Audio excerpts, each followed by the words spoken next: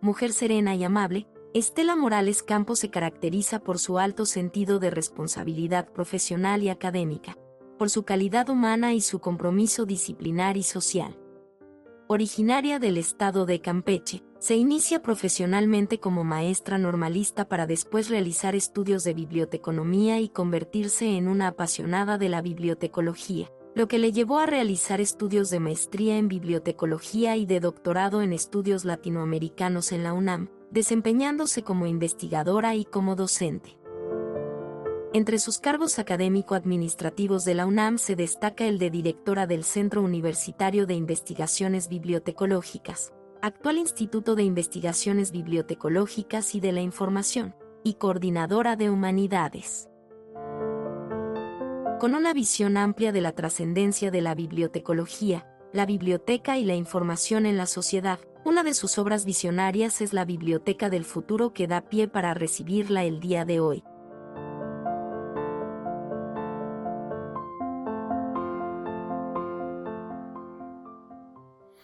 Hola, bienvenidos a este programa y saludo con mucho gusto a nuestra audiencia y por supuesto dar la bienvenida a la doctora Estela Morales Campos, personaje distinguido de nuestra disciplina bibliotecológica. La doctora Morales Campos no solo ha sido fundadora y forjadora de instituciones, yo diría que ha sido persona que consolida instituciones. Y en el campo de la bibliotecología su trascendencia es por demás subrayada. Así que me voy a permitir hacerle unas cuantas preguntas a fin de que ella nos comente al respecto.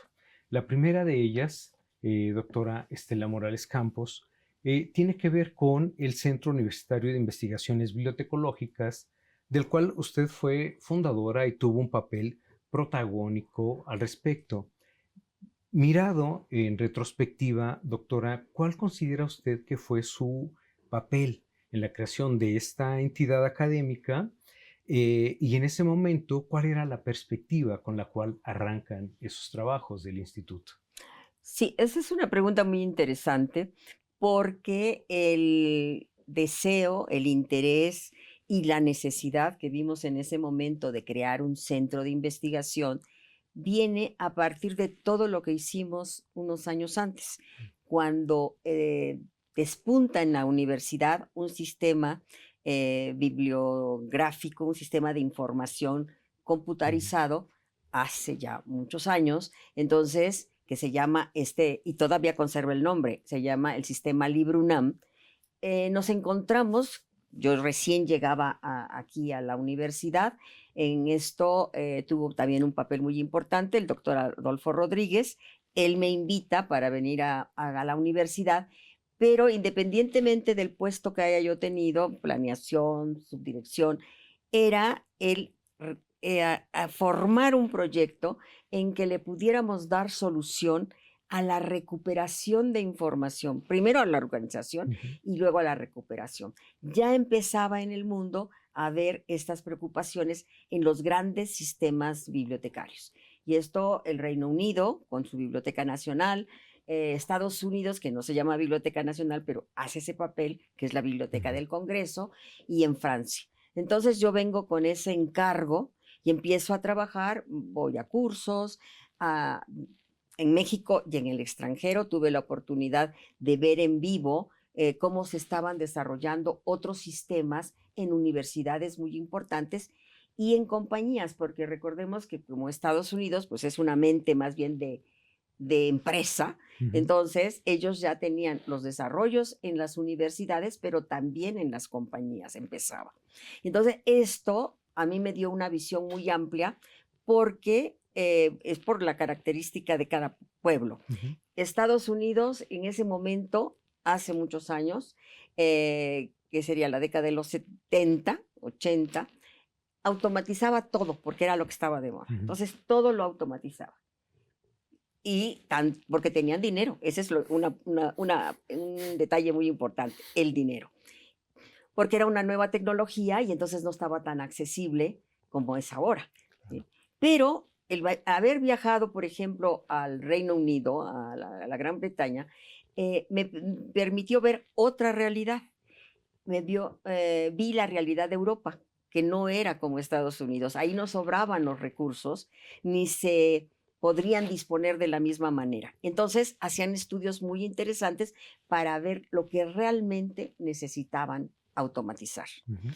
Pasé a Francia y más o menos diferente, como son franceses, pero con una filosofía europea. Ujú. Entonces, cuando yo regreso de esos viajes y todo, sí planteo un proyecto mm, usando todos los adelantos que se estaban dando en los Estados Unidos, pero con un juicio de para dónde y con qué y cómo más hacia lo europeo. Es decir, Ujú. cuál era lo fundamental para automatizar en esa época, en esas décadas. Y entonces empezamos a trabajar LibreUNAM, propuse y me fue aceptado un grupo mixto de bibliotecólogos y de gente de cómputo, que en esa época podría provenir de las matemáticas, de computación propiamente, de actuaría.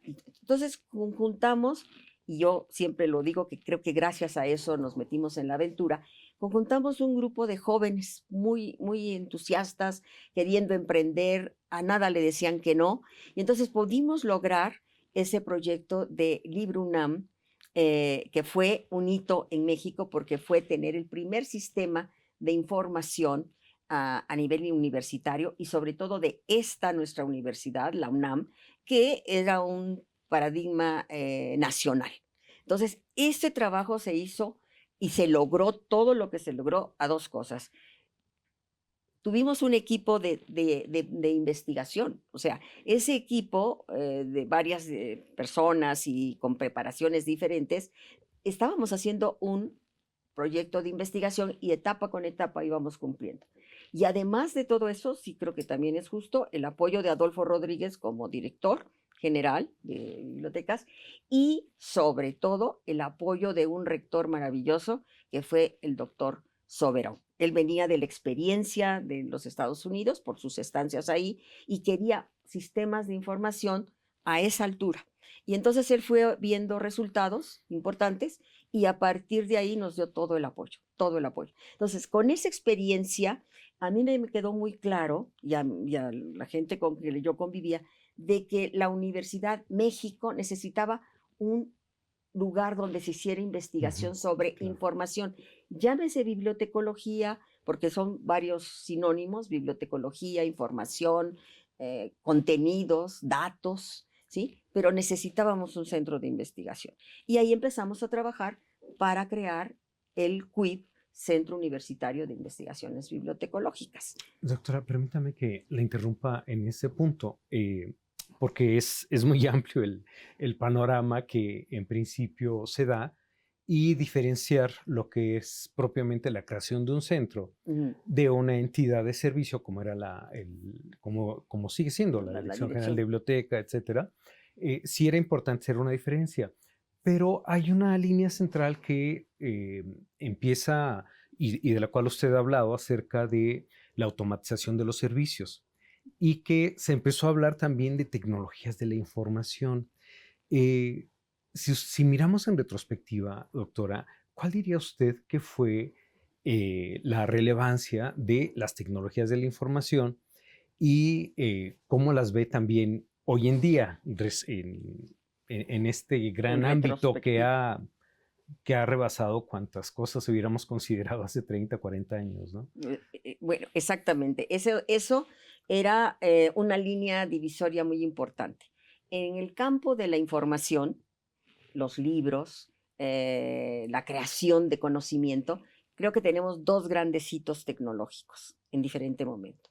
La creación de la imprenta es uno de los grandes hitos para este campo y para todos. ¿Por qué? Porque permitió tener copias de un original Claro. en múltiples cosas y esto hacía que fluyera el conocimiento por todo el mundo conocido. Y el otro granito es cuando aparecen las tecnologías de la computación y luego aplicadas mucho a la información.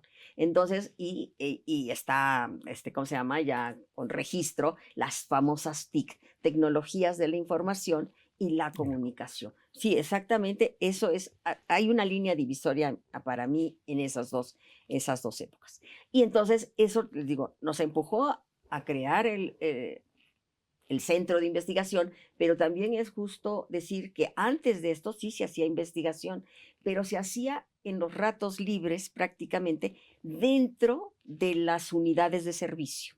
Es decir, dentro de una biblioteca, si había un bibliotecólogo muy capaz, y que los hemos tenido en la historia y hay registros desde el siglo XIX, XX, entonces ellos hacían esa investigación, pero no estaban dedicados a eso. Entonces, una investigación podía durar mucho más tiempo, el doble o el triple. En cambio, si tuviéramos un ambiente dedicado a la investigación, estos productos podrían ser mucho más cortos en cuanto a desarrollo. Entonces, eso sí fue lo que pasó, que por eso queríamos el centro de investigación. Aunado a que en esta universidad, desde el 54, ya teníamos la carrera, la licenciatura, en la Facultad de Filosofía y Letras. Ahí también se desarrolla otro núcleo, que es donde se formaban a los jóvenes bibliotecólogos. No fue los primeros indicios de una educación profesional en bibliotecología se dan a principios del siglo XX en un programa de la Biblioteca Nacional, que en aquel entonces todavía no pertenecía a la UNAM. Y después se crea una escuela dependiente de la SEP, de la Secretaría de Educación Pública, que es la Escuela Nacional de Biblioteconomía y Archivonomía. Y como 10 años después, en la UNAM se abre el espacio para que muchos de nuestros jóvenes estudiaran esta profesión y cambiar la imagen, no nada más la imagen como publicidad, sino el funcionamiento y lo que se esperaba de que el pueblo, la sociedad, recibiera información oportuna para todo lo que necesitara, ¿sí? Que vieran que tenían que leer, tenían que cuestionarse y no aceptar las órdenes como dogmas, ¿sí? Sino, hacer todo un ejercicio, tanto en la ciencia, porque esta disciplina lo que hace es que apoya a las otras ciencias. O sea, un biólogo para desarrollar su trabajo necesita de información, ¿sí? Un ingeniero, por supuesto, aunque ellos sean los creadores de la tecnología de las TIC, sí, pero para seguir evolucionando las TIC y llegar hasta donde hemos llegado, que estamos en plena inteligencia artificial, claro. Bueno, pues se ha necesitado que ellos se documenten, que ellos se informen, que ellos se cuestionen cómo llegar, cómo realizar otro paso más, siempre dar pasos para adelante. Ese punto, doctora, me parece muy interesante y me lleva a otra cuestión que usted ha tenido especial interés en desarrollarlo. ¿Cómo se da este vínculo entre estos estudios bibliotecológicos y la sociedad? Ahora usted nos mencionaba acerca de la relevancia que tiene el tipo del trabajo bibliotecológico respecto a las demás disciplinas. Pero, digamos, si vemos en una perspectiva macro, ¿qué sucede con la bibliotecología respecto a la sociedad? ¿Cómo podríamos hablar que se establece este vínculo, esta mediación, y cómo se cómo se han ido transformando estos espacios de pensar la biblioteca solo físicamente en una entidad muy, muy concreta, hasta desde una perspectiva más teórica, más conceptual, considerarlos como espacios multiculturales? Yo sé que es una pregunta muy amplia, que no es fácil, pero bueno, creo que nos da pie de modo interesante a esta discusión. Bueno, yo tuve siempre la curiosidad y el contacto con la gente. O sea, pienso que todo lo que se hace en cualquier disciplina, si no tiene de contraparte y enfrente al ser humano, llámese pueblito, llámese sociedad, llámese intelectuales, como queramos, el rango que queramos, pues creo que no tiene objeto.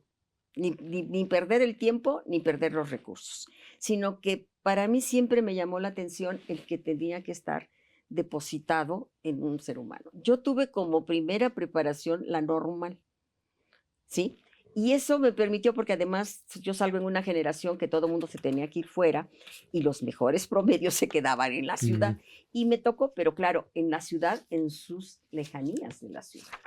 Entonces me tocó convivir con estos pueblos paracaidistas y todo, y ahí te tenía que hacer mucha convivencia con la comunidad, con las familias, con los niños, con los trabajadores. Entonces ahí siempre ahí pude desarrollar mi interés siempre por la sociedad.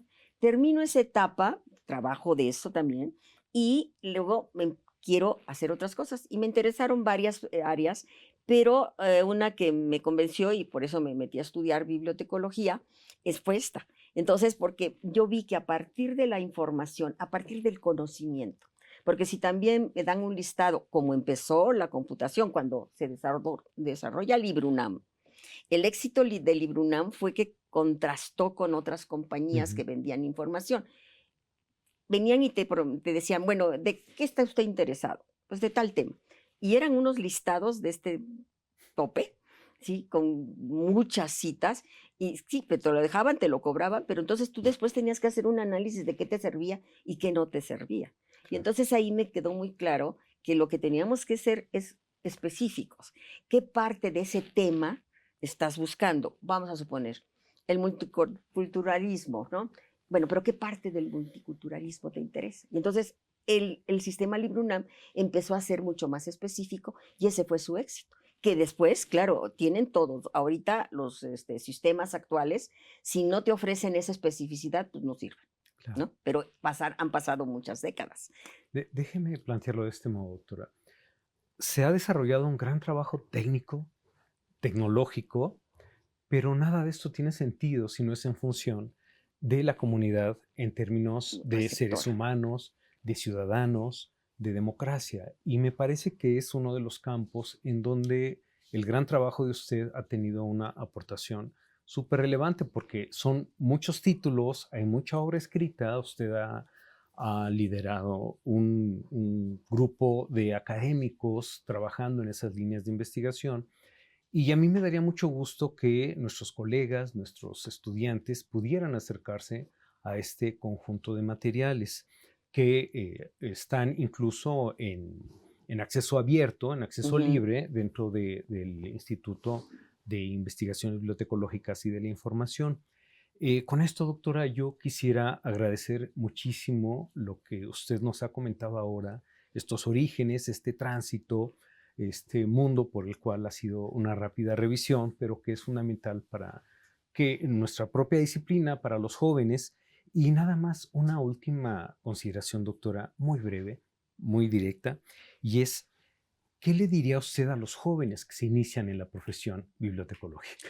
Pues mi trato con los jóvenes, bueno, hay una cosa importante. Yo creo que también la vocación docente es importante, Mm, porque en toda mi etapa de profesional, dijéramos, y aquí en nuestra universidad, nunca he dejado de dar clase. Tenga el compromiso y la obligación que sea, nunca he dado, mis clases son sagradas. ¿Por qué? Porque siempre lo he dicho, el joven es el que me va a cuestionar con más libertad. Un colega se puede detener de que ay, no, ujú. no está muy bien lo que dices, pero un joven es genial y te constata con la realidad. Entonces, a mí eso siempre me ha fascinado. Y yo con ellos he dialogado mucho y he podido transmitir que pertenecemos a un país multicultural, porque sí tenemos diferentes orígenes aquí en el propio México, eso no importa, o si eres un migrante, eso no importa, eres un ser humano y como ser humano tienes derecho a esta información. Ahí, perdón, doctora, Sí, que la detenga ahí. Me quedo con eso en principio. La información como un derecho humano ujú, en el cual el bibliotecólogo tiene un papel fundamental. Con así esto es, hacemos una primera pausa. así Muchísimas es. gracias.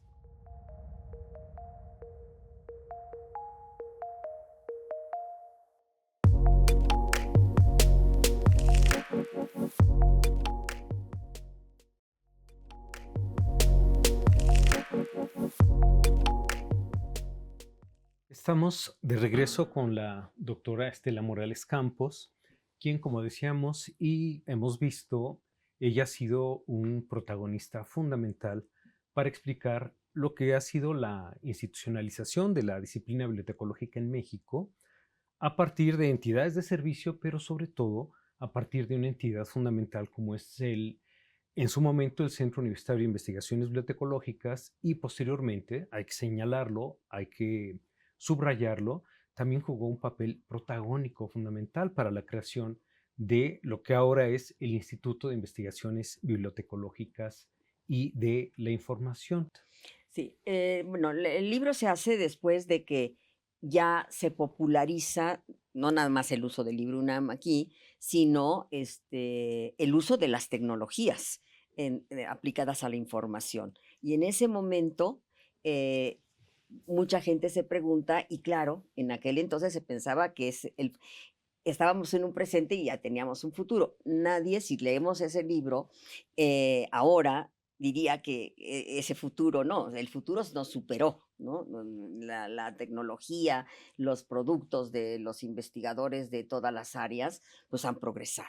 Y sobre todo esto que ayuda a todas las disciplinas, la tecnología, no nada más a la bibliotecología y a la información. Perdón, doctora, ahí la interrumpo brevemente. Es que hay quien dice que siempre que nos ponemos a hablar de futuro, a los 5 minutos parecemos ingenuos, ¿no? Exactamente, eso Por fue lo cómo que, se da exactamente, ese trascendencial. es el caso de ese libro. Ya, yo creo que al año, a los 2 años, pues ya eran otras condiciones. Pero es un buen referente de que cuando ya nos vemos contagiados con la tecnología, pues ya estamos pensando que eso es lo nuevo, ¿no? Que ya es lo del futuro, ya llegó. No nada más es el viaje al espacio y todo eso, sino que hasta la información. Ahora, lo importante de la información, y aquí quisiera hacer esto, es que necesitamos ofrecérsela a la sociedad, Ujú. al grupo que estemos sirviendo. La UNAM se lo está ofreciendo a sus estudiantes, a sus profesores, a sus investigadores. Una biblioteca pública a todo el pueblo, pero una biblioteca súper especializada, pues a su núcleo muy especializado Ujú. también de usuarios. Pero lo que tenemos que hacer desde la bibliotecología es otra pregunta, ¿la información para qué? Ujú. ¿Para qué nos interesa que el pueblo tenga acceso a la información? Ya es ahí donde el bibliotecólogo tiene que trabajar mucho en esa relación con los niños, ahorita con los migrantes, que voy a dar un ejemplo que tiene fácil 20 o 30 años, cuando hubo un movimiento de migrantes en la parte del sur de América Latina, en Venezuela. Bueno, fueron a buscar a los migrantes y dijéramos, oasis para estas personas era ponerlos a leer, no como obligación, sino para despejar las ideas, para tener nuevas ideas. Entonces, creo que eso es lo importante del bibliotecólogo, es hacerle llegar la información, pero que se pregunten para qué, y que el que la recibe diga, pues sí, sí me sirve. Y entonces en esto entra, claro, porque el rango de la sociedad es de los más desvalidos hasta los más afortunados, dijéramos. Entonces, ¿qué pasa con esta información cuando llega y le llega la inteligencia artificial? A lo mejor mi amiguito que está en la parte más baja de ese arco, pues no le interesa si es inteligencia artificial o no, pero para los que siguen escalando, sí.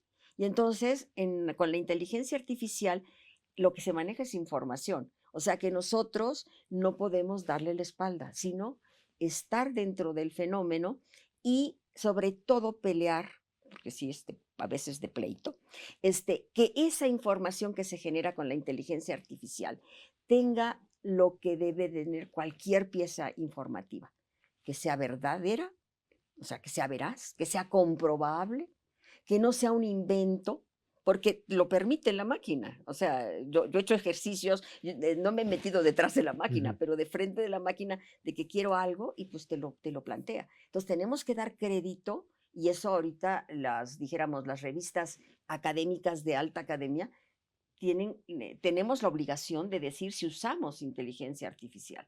¿Por qué? Porque esa parte no es tan original nuestra. Entonces, sí es muy importante que la bibliotecología se conecte con esa inteligencia artificial y que nuestros jóvenes estudiantes o que todavía no llegan a la licenciatura se den cuenta de la proyección que tiene y del papel tan importante que pueden jugar en el país. Déjame resumirlo de este modo, doctora.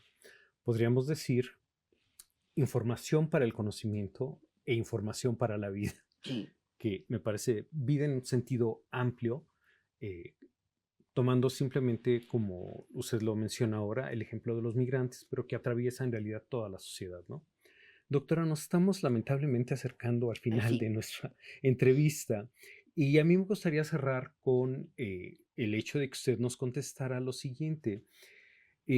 ¿A usted qué le gustaría seguir trabajando, seguir explorando en términos de lo que ahora es ya 100% su trabajo de investigación?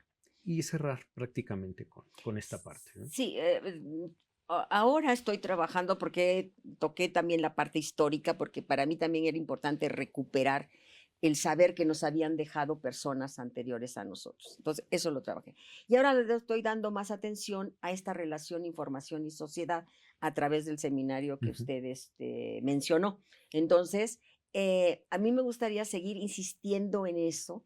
¿Por qué? Porque decimos muy fácil, no, es que vivimos en la posverdad. Sí, pero ¿eso qué significa? No, es que ya esta pieza es muy interesante. Y lo estamos viendo ahorita no quiero meterme en política, pero estamos en un momento importante en la política de México. Y lo estamos viendo todos los días, en todos los noticieros, en todos los periódicos, que muchas veces no es información real. Y ahí es donde va a jugar un papel muy importante, o está jugando un papel muy importante, los bibliotecólogos. Cómo descifrar y cómo separar, ahora sí que la hierba de lo sustantivo, ¿sí? La hierba seca de lo sustantivo. Porque nos pueden inundar, y se está viendo, de información que no tiene nada que ver con la realidad. Y una cosa que tenemos que pelear es que tenemos que luchar porque esa información sea real. Puede ser una catástrofe espantosa, pero si es real hay que darla a conocer, pero no inventarla. Claro. Y si es invento, pues que se vaya al lado de las novelas, pero no del lado de la realidad. Entonces, eso, y los derechos de los seres humanos, porque con tanta tecnología, como usted mencionó, la inteligencia artificial, nos vamos olvidando de los derechos del ser humano y de los que tenemos para vivir en sociedad. O sea, todos valemos lo mismo, ¿sí? Todos tenemos que tener acceso a lo mismo, sería el ideal, pero a lo que tengamos que lo sepamos utilizar. Y en esa utilización está, juega un papel muy importante el bibliotecólogo. Y al menos en la realidad latinoamericana, así se está entendiendo. Tenemos ejemplos en Colombia, en Chile, en Argentina, pero también en Europa, porque luego tenemos unas distancias muy amplias y nos quedamos con lo que consultamos en el teléfono, ni siquiera en más campos, sino en el teléfono. Entonces, esa preocupación social, por eso la tengo y creo que los chicos también la deben de tener, que si llegamos a la universidad y podemos hablar de cosas, entonces, ¿por qué no los demás? ¿Por qué no el marinero que está en Guerrero ahorita? ¿Cómo defender sus derechos ante un desastre natural? ¿No? Pero también cómo defender los derechos si soy trabajador de una compañía que se va a cerrar, Claro. ¿sí? O dónde puedo conseguir alimentación con mis recursos económicos, pero que me sirva para un desarrollo biológico correcto, ¿sí? Muchas felicidades, doctora, por Muchas su gracias. trayectoria, por el trabajo y sus aportaciones a la disciplina. Y gracias a este canal, a la Cuayer, que ha hecho posible que llevemos a cabo esta entrevista y a todo el equipo de colaboradores que en ello han estado involucrados. Gracias y hasta la próxima. Sí, yo muy agradecida.